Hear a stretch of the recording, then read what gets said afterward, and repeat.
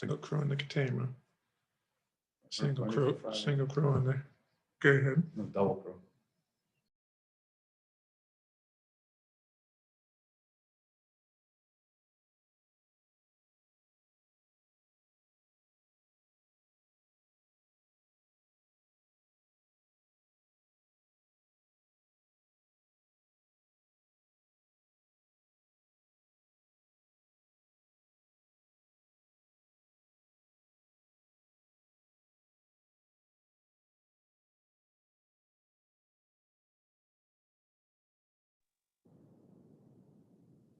Hi, everyone. We're going to start in about 7 minutes. We're just getting warmed up here. So thanks for joining, and we'll be back in a few.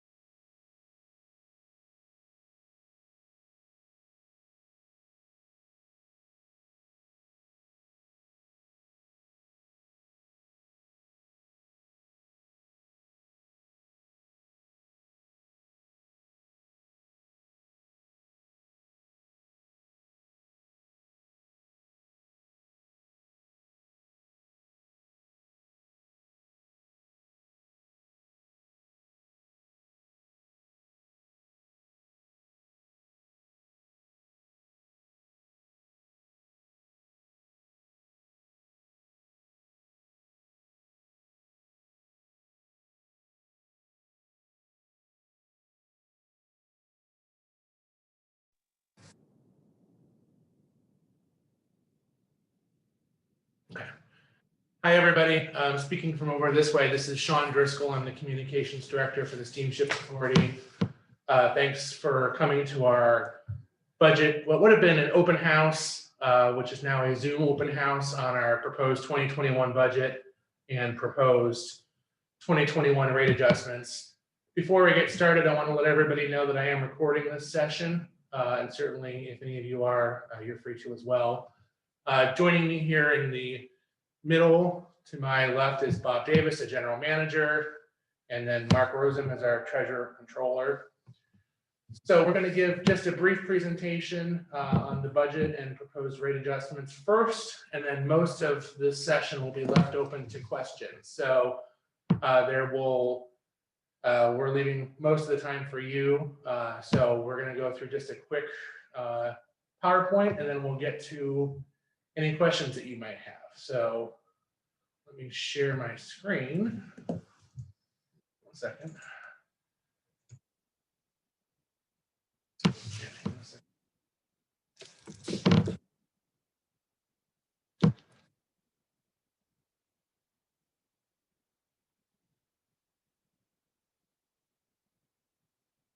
Okay, and I will turn it over to Mark. Good afternoon, everyone, and thank you for joining us this afternoon. I want to give an overview of our proposed 2021 operating budget. Looking at the PowerPoint presentation we have on the screen, the baseline we're using for revenues for our budget this year is going to be from March 2019 through February 2020. That's the 12 months prior to COVID. Historically, we'd be using the 12 months, the most recent 12 months prior to the budget presentation, but due to the impacts of COVID, we're using that for our baseline. With these assumptions, we're assuming 90% of the passengers in parked cars. We're assuming 100% vehicle traffic. And these patterns are following what we've seen in the late summer and through the fall. And on the overall budget, we're looking at keeping the same factors as we did with the 2020 budget. Okay, so this year for the proposed 2021 budget, we're expecting operating revenues over $112 million, operating expenses of just under $113 million, with other income of about $2.7 million, other expenses of about $3.9 million, which brings us to a net loss from operations of just under $1.4 million.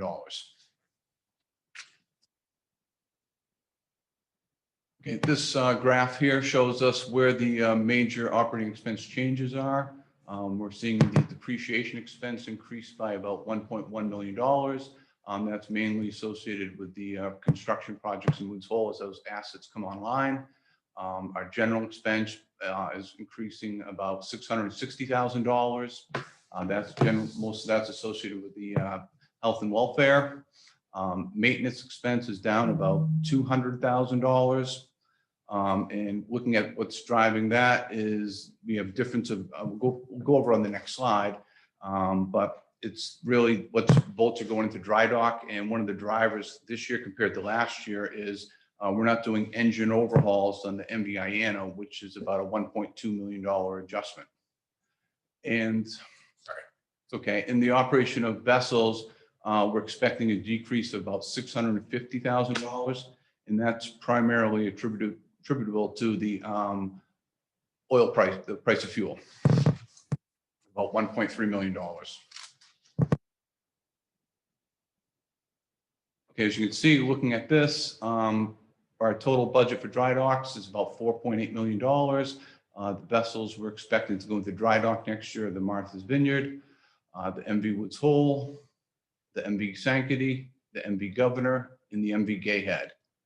Additionally, we're expecting, we budgeted $2.4 million for Dolphin dry dock repairs.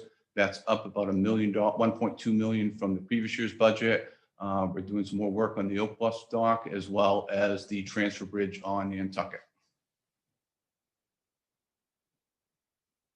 So our operating revenue projections, using the 90% on the passengers, you can see the impact it's having on our passenger revenue and the parking revenue. We're expecting passenger revenue to be off about 13.7%, or about $4.5 million. Parking revenue down about $1.5 million or 19%. Freight revenue, we're expecting a little bit of softness there with a decrease of about $330,000, and automobile revenue down about $100,000.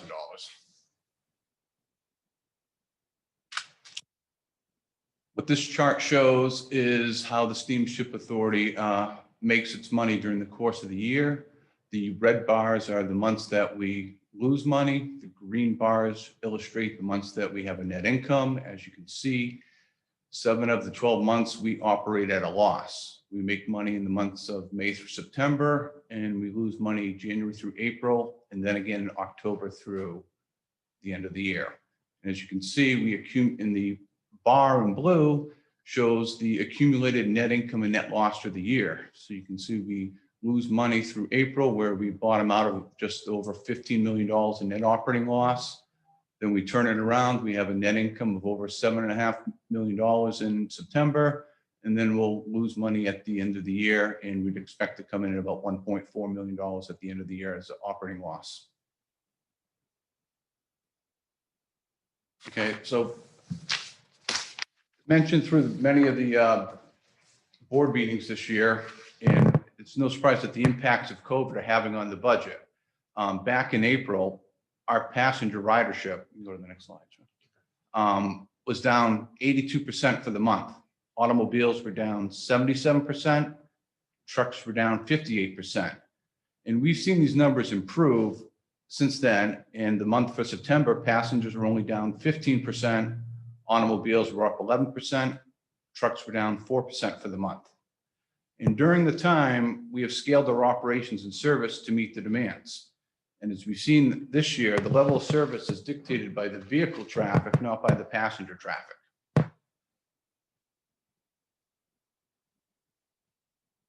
So why are the rate adjustments needed?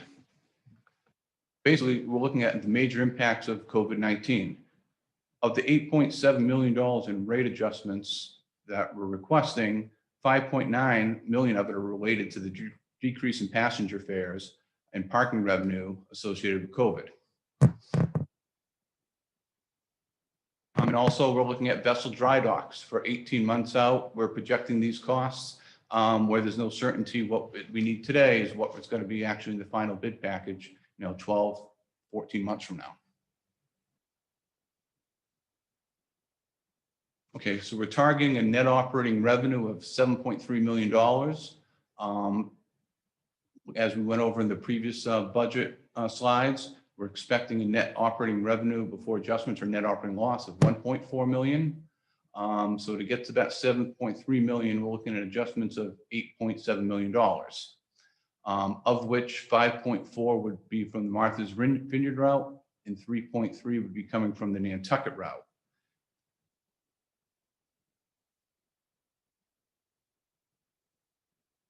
So this is where we're looking to make the rate adjustments. The standard fare vehicles, their fares would be adjusted by about $3.5 million. Excursion rates would be adjusted by $720,000. Vehicles over 20 feet in length, i.e. the freight trucks, $1.7 million. Passenger fares, $2.4 million. Parking permits by $100,000. And miscellaneous increase, which was really the barging on Nantucket, of $240,000.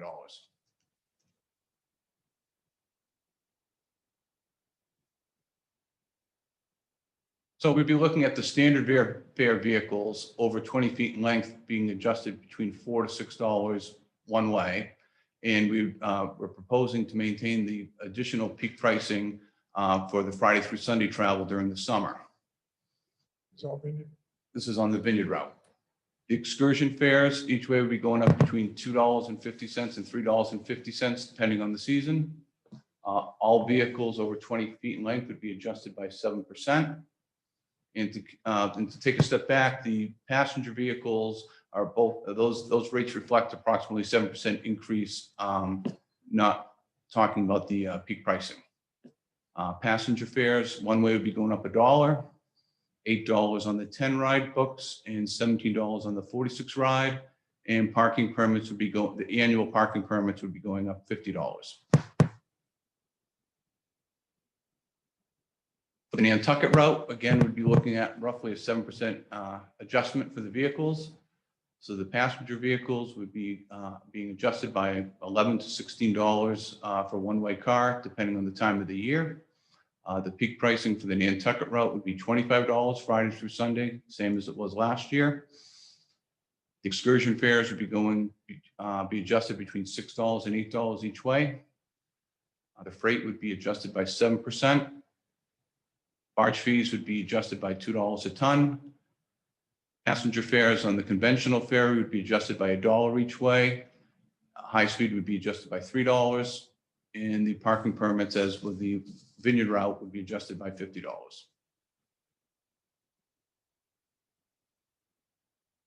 And with the excursion fares, for people who aren't aware, they're ticket that's eligible for people who are registered on the island on the street list.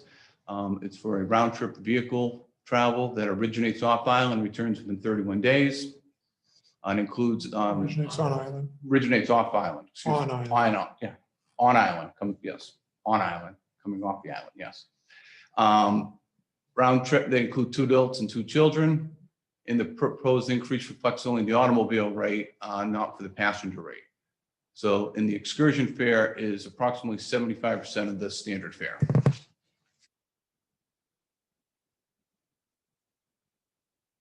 What this illustrates on the screen is the amount of space that each type of vehicle uses compared to the revenue that it generates. So the blue dots are the Martha's Vineyard route revenue. The solid blue is the spaces it occupies on the freight deck. The red dots are for the Nantucket route revenue, and the solid red is for the Nantucket spaces. So as you can see, for the excursion fares, they generate 16.6% of the revenue, while they use 29.5% of the space on the Vineyard route, and on the Nantucket route, it's 8.6 and 15.5% respectively. The standard fare vehicles, they bring in 57% of the revenue while using 47% of the space on the Vineyard route. And on the Nantucket route, they generate 42% of the revenue while using 30% of the space.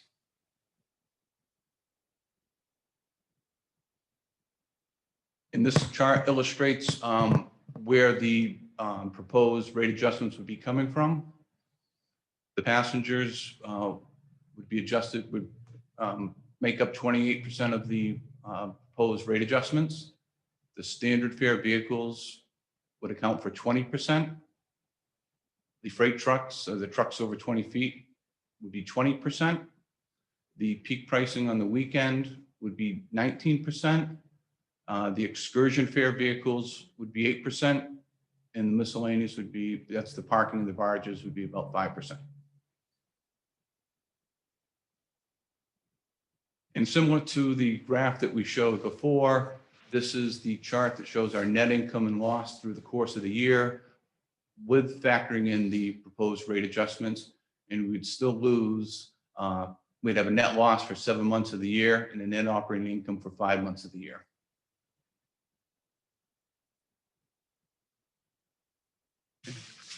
That concludes the presentation, and we'll be more than glad to answer any questions. Okay, so if anyone who's on has any questions, you could hit the raise hand icon. I don't think we've got anybody phoning in, so you can hit the raise hand icon if you have any questions at this point.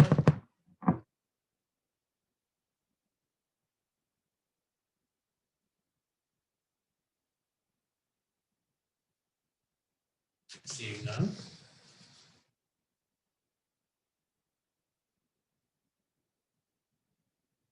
Okay. So I guess one of the things we should point out is statutorily, because of our in the Enabling Act, we cannot propose a budget that has a deficit to the board, and that's one of the reasons why we're looking at including these rate adjustments. The figure that we're looking at for a bottom line is in line with what we've had as the projected bottom line for the past 4 to 5 years. And it allows for, if situations arise, whether if we have a unexpected cost in a dry dock for a vessel or a terminal repairs expense, it allows for some leeway in that regard to be able to handle that. So.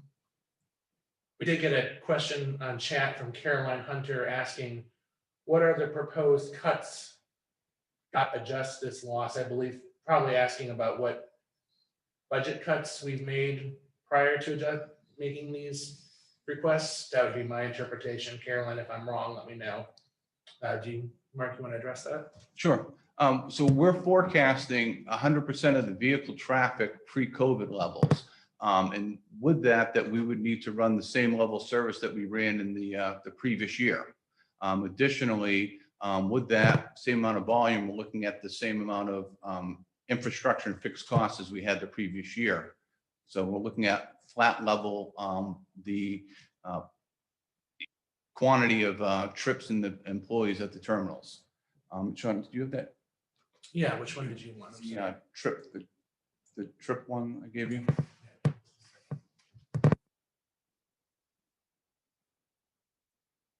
And if we see softness in revenue on the vehicle side, as we did this year, we will scale our operations accordingly and reduce the amount of trips if we see the softness in the vehicle traffic. That's the one you wanted, right? Yeah. And so what this chart's showing is what each trip, we took the revenue per month, the vehicle revenue, the cars, the trucks, and the passenger revenue, and divided up simply by the amount of trips on the conventional ferries we're running. So if you can look in January, we're bringing in per trip roughly around $2,500 per trip. If you look in August, we would be looking at over $6,000 a trip with the same operating cost per trip. So if we're looking at from a fiscal side of cutting service, it would really be looking in the off season where we don't provide as much service. If we were to cut, for instance, one of the large boats down a crew, you're looking at service in one of the large boats stopping around 2:30 in the day.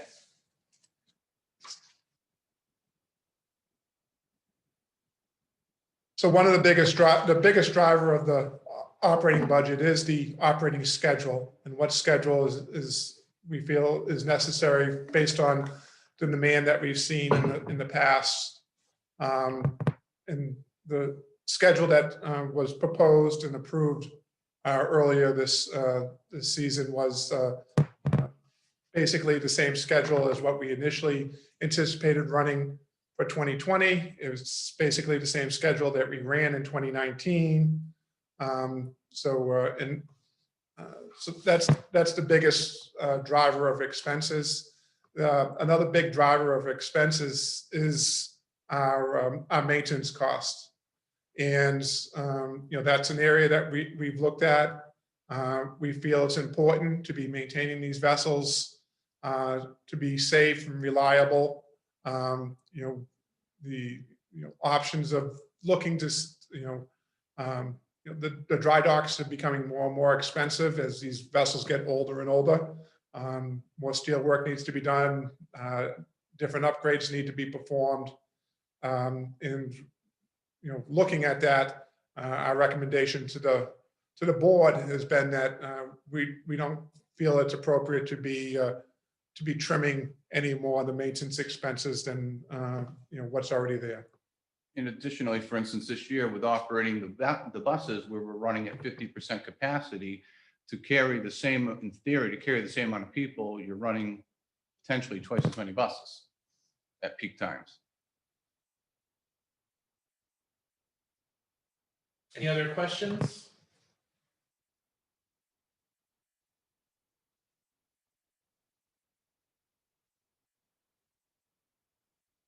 You either raise your hand or use the chat function that's at the bottom of the screen.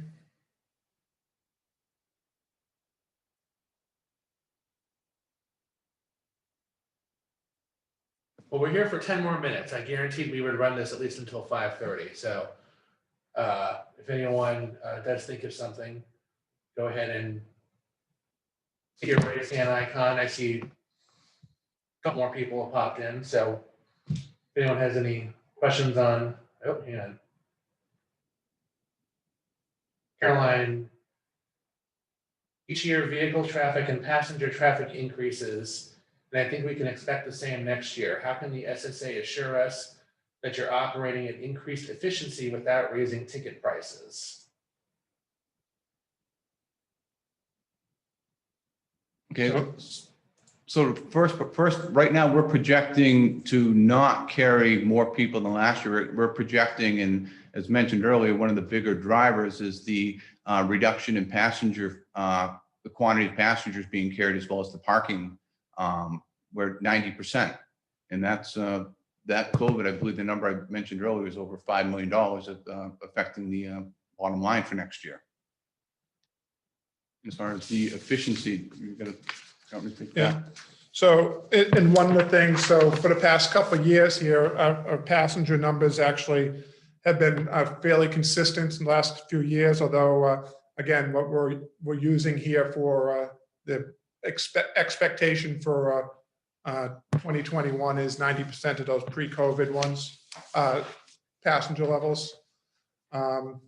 In terms of efficiency, we look at the operating schedule to make sure that we're providing ample service for islanders to be able to get on or off the islands, for goods and services to be able to get to the islands.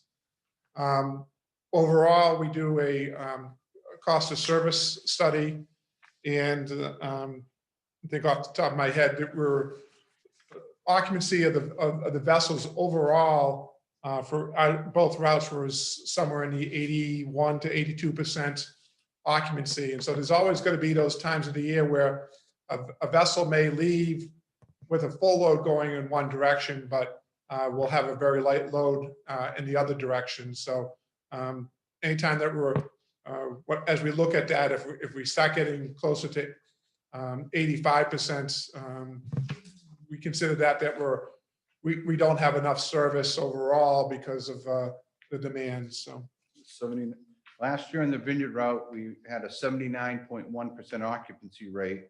And on the Nantucket route, it was 82.8%. And a perfect example of some of the deadhead trips would be the 8:30 trip out of Woods Hole on the island home, and the 9:30 trip off island, where that trip is generally not very well utilized, but people want to get on the boat for the 8:30 trip going home.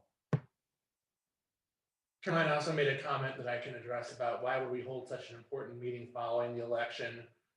If we're interested in serving the public, we would schedule more of these meetings at a later date so many more people can attend. Well, first of all, when we scheduled this meeting, we didn't know the election would necessarily still be going on. We have presented this budget at 2 public meetings so far, and it's going to be presented at the Port Council meeting and the board meetings again in November, and those are all public as well. But certainly if we get feedback from people that they want more sessions, we can look at scheduling something else. We have another one tomorrow morning. We have another one tomorrow morning at 10. And the Port Council meeting is next week. So this is sort of the time that we had to fit these in. But This is the second year we've done the open house. yeah, that as well. So, and we're all accessible via email. So if people have questions, they can certainly, Or a phone call. or phone call, reach out to us as well.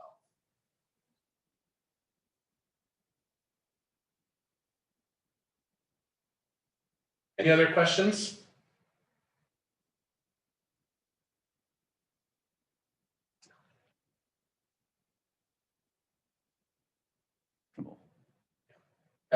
What percentage of the budget goes towards its new vessel purchases and new building construction projects on average each year?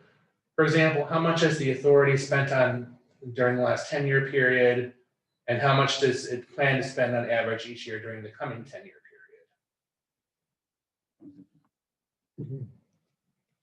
So this is an operating budget. As a function of the operating budget, the cash flow for that does end up funding our bond payments that are due, principal and interests. It also funds a replacement fund for not only vessel replacements, but repairs to terminals, bus replacements, and the like. So As for a 10-year, what the 10-year history is, we would have to go back and How much were our bond payments this year? 12 million. Yeah, I'd have to look at, I don't know on the top of my head. So, and then, yeah. Yeah. Which government body was easier? So, Sean points out, so we have we got about 10 and a half, $11 million in bond principal and interest that's we need to account for next year in our operation. Carolyn, to answer your question, we have a 5-member governing board that oversees the authority. We're what's called a quasi-public state agency. We are absolutely public, but we have our own board, the members of which are appointed by the 5 port communities of 1 member by Dukes County, 1 by the town of Falmouth, 1 by the town of Barnstable, 1 by the town of Nantucket, and 1 by the city of New Bedford. So they are the governing body for the authority, and they vote on all decisions, fiscal and otherwise, that we need to get authority for.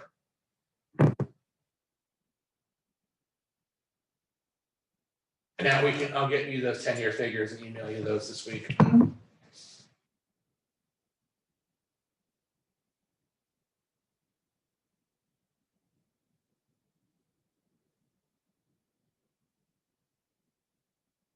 Any other questions? No, there's one here. What efforts have been made to improve the, The online reservation system. yeah, I didn't see that, sorry. So I'll start, Sean. Yeah, go ahead. So we've applied for grants, and we have variable discretionary grants. And with that, we've put in for a project to revamp our reservation system going in the future. And actually, this morning, we had a meeting discussing that project going forward. Additionally, we just bought some new hardware through our capital budget to help for the back end of the reservation system.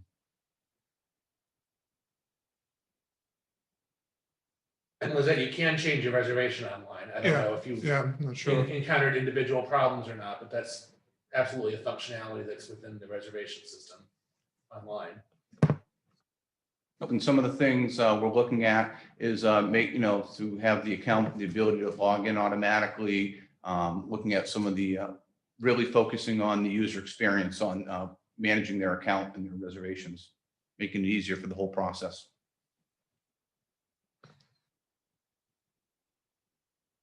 With that, if you want to email me, I can put you in touch with one of our reservation people to see there might have been individual circumstances, depending on when you were trying to travel, that could have caused that problem. But generally speaking, that's something that people do many, many times a day without issue. So.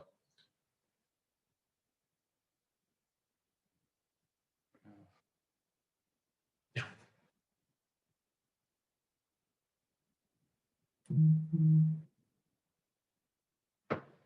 And then what is being done to ensure that all passengers and staff are adhering to the mask rule for COVID safety?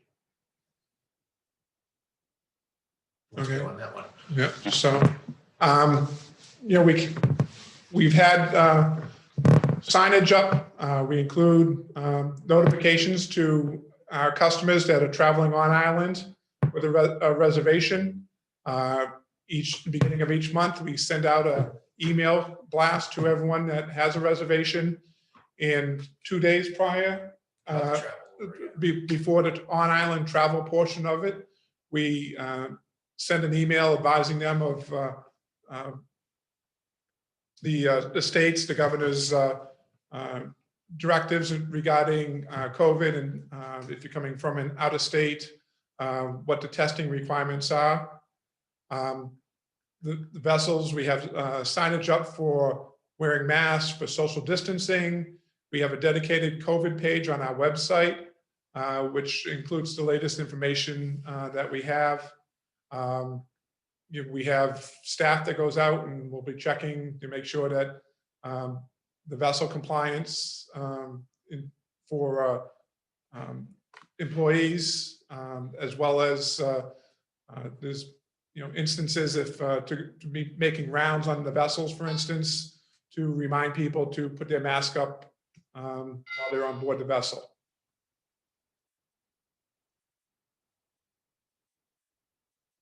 But it Yeah. takes so long for us to enforce mask wearing. I think we, in terms of the timing of that, I think we actually issued those directives prior to the governor issuing the state's his executive order back in May.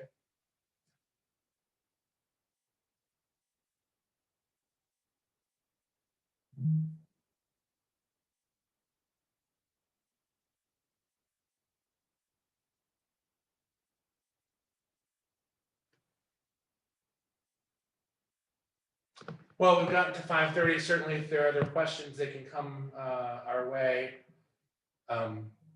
If not, then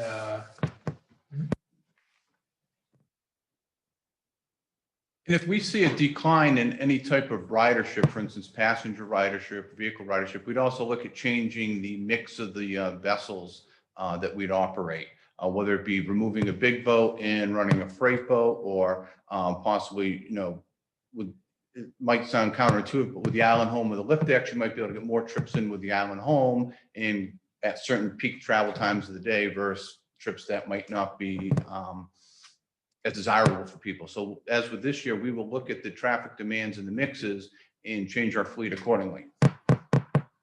And Caroline, in response to your last point about being incredibly lax, I would respectfully disagree with that.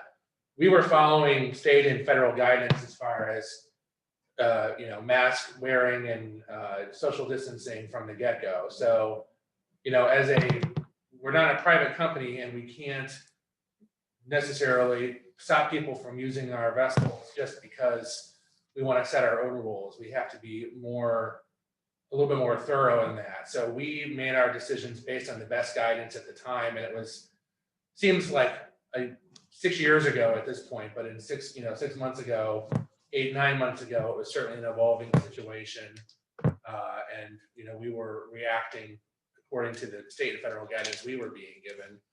And as a state agency, that's where we took our cues from. Anything you want to add to that? Well, the other piece of it is that we're public transportation, so if someone's going to travel and they claim that they have a medical reason not to be wearing a mask, we can't ask why, and we don't have law enforcement powers to be able to fine any individuals that are not following the mask requirements. And to your last point, and then we'll come back as this is a budget session, but if you see, we get many reports from feedback from customers about all kinds of things on the vessel. So if there's something that you see you feel like isn't right, or something not being followed, there's a contact us page on our website. You can reach out and let us know about what you see. We follow up on those emails on an immediate basis. So, we absolutely take the feedback from customers that we get on this matter and other matters, and follow up with that with our crews if there's an issue.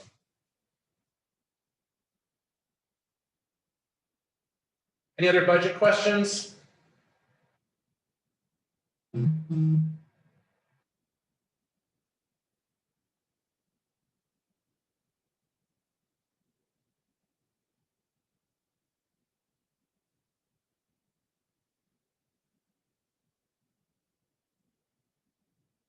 All right, well, we are going to do this. Sorry. So, and I guess one of the other things that we didn't touch on in terms of looking at expenses, and I know this has been something that's occurred in it's a common theme about the number of individuals that we have manning the vessels. The vessels, by and large, are staffed at Coast Guard requirements. There are a couple vessels that we do include additional personnel. For instance, the Katama or the Gayhead. Those vessels do not require a chief engineer and an oiler to be on board. but we feel it's necessary for the safety of passengers and crews on board to have those individuals there to do it. We also, in the wheelhouse, we feel it's appropriate to have a licensed captain and a licensed a pilot on board each of the vessels in unison. And on some, at least on the INO, it doesn't actually require a pilot. It just requires a additional deckhand. So, but we feel it's an appropriate use of safety measure. Can I handle Lizette's question? Yeah, so to answer the question regarding the fare increase and where the money's going, with the drop in passenger revenue, if you can look at the, I can bring that slide back up. yeah, the one with the multicolors. No, not that one, no, I sent you this afternoon. Oh, okay, sorry. Keep going, I'll get to you. Okay, so what that's really going to do is cover the, basically the loss in passenger ridership from last year, with the decrease due to COVID for the passenger fare and the 90% for the passengers in the parking lot. So our revenue, so it's really covering operating expenses. Revenue per trip with fare. So there's another one that I sent late Okay, sorry, I'll keep looking. myself, and Sean's going to pull up a graph. It's a quick chart showing where the money on each trip comes from. So here, Hang on, I need to. I'm sharing. so this breaks it down by month. So the blue column shows the revenue from the cars per trip. The orange shows the trucks. The gray shows the passengers, and the yellow is other, for instance, bicycles and concessions and miscellaneous items like that. So if we lose the revenue in the passengers, the total revenue per trip, so all that combines on that trip to cover the operating costs of the trip. And what's quite remarkable is the passenger revenue is pretty close to consistent as a percentage of the overall revenue per trip over the course of the year. So was that one thing you missed if you came in late is that we're predicting for 2021 a 10% drop essentially in passengers compared to the 12 months of traffic pre-COVID, which is what we're using for our database, for our baseline rather. And then we're predicting essentially 100% of vehicle and freight traffic, which has been pretty consistent with our experience in the late summer and the fall in terms of what we're seeing. So we feel, I mean, no one knows if with COVID, the consistency is the inconsistency, but that's what we're using as our baseline for 21. Yeah, so since July, our vehicles are roughly right around 100%, and the passengers are about 75% of the previous year. And the impacts on the parking and the passenger revenue due to the decrease associated with COVID is about $5.5 million.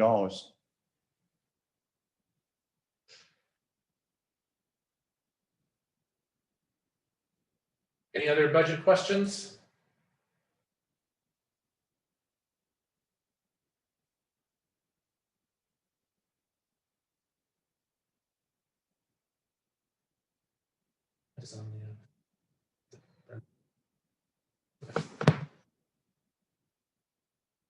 Okay, well, we will.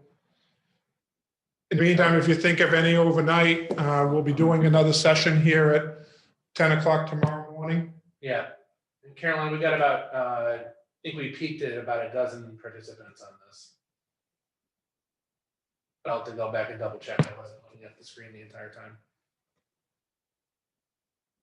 I think it was 11, but not counting us.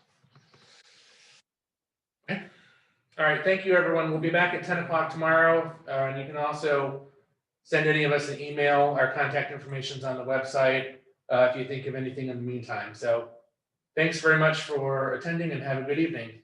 Have a good evening, everyone. Thank you.